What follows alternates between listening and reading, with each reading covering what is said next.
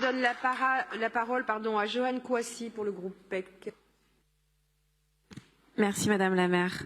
Moi je suis heureuse d'intervenir sur cette délibération des FA8, donc décision modificative numéro 1.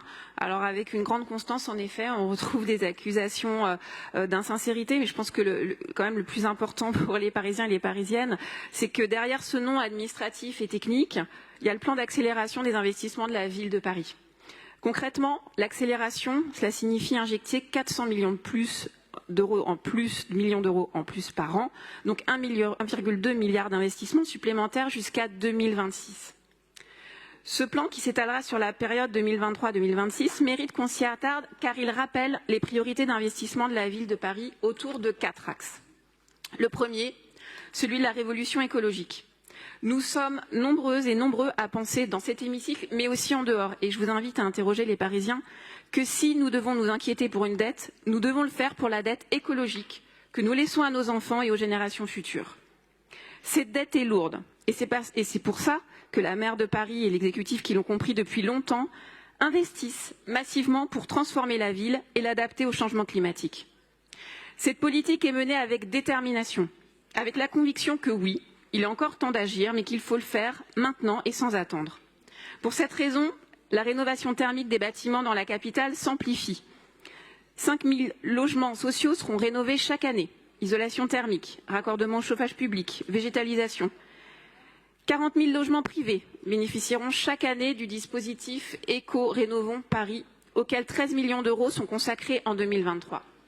Ce n'est pas tout. Paris se végétalise et accélère encore le rythme des plantations. En 2023, 50 millions d'euros seront dédiés à l'entretien des parcs et jardins et à la renaturation des quartiers.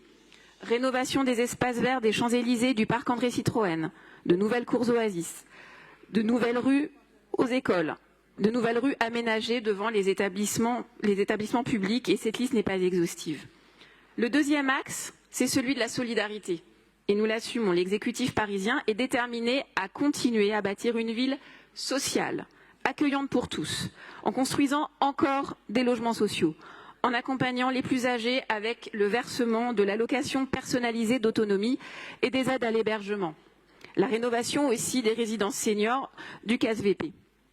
Les investissements permettront aussi de développer les équipements dans les quartiers populaires et d'améliorer l'accessibilité dans les équipements et l'espace public, pour les plus jeunes notamment, avec le plan École inclusive.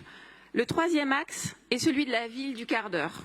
Pour ceux qui feignent encore de ne pas comprendre de quoi il s'agit, c'est simple. La ville du quart d'heure, c'est une ville où l'on trouve à proximité l'école des enfants, les commerces, les professionnels de santé, la culture, les équipements sportifs, le tout dans un espace public apaisé et agréable pour toutes et tous. Le dernier axe est celui du développement économique autour du soutien des commerces de proximité, du soutien du fabriqué à Paris et du soutien aux structures de l'économie sociale et solidaire et de l'alimentation durable. Dans un contexte économique difficile qui pousse vers une pensée à court terme, nous ne pouvons que nous réjouir de cette accélération des investissements. Ce plan d'investissement est celui d'un exécutif parisien qui garde son cap, d'un exécutif qui fait ce pourquoi il a été élu. Transformer la ville dans un contexte de transition écologique qui s'impose à nous. Un exécutif qui construit la ville de demain, une ville désirable pour les Parisiennes et les Parisiens d'aujourd'hui et pour les générations futures. Je vous remercie. Je vous remercie.